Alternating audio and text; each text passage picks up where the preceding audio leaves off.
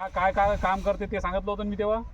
काय काय काम करतो निंबोळी अर्क हा एक तर नपुंसक तो डेव्हलप करते त्या याच्यामध्ये, किंवा जे हॅच होणारे अंडे आहेत त्याच्यातून पिल्लूच निघू देत नाही.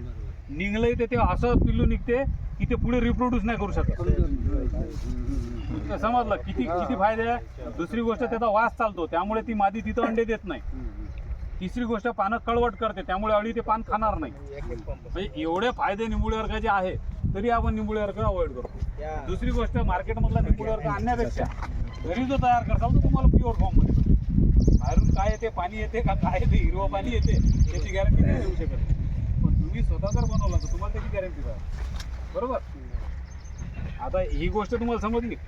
आता हे झालं तुमचं चक्री भुंग्याच्या संदर्भात. कंट्रोल करण्यासाठी काय करावं. आता याला तुम्हाला सांगितलं ते निंबोळी टक्केवारी मारणे आहे. तुम्हाला अशी पण ETL लेवल समजा याची ETL लेवल जर विचार केला आपण तर समजा तुम्हाला समजा मी जे सांगितलं तुम्हाला 20 स्पॉट तुम्हाला निवडायचे 1-1 मीटरचे.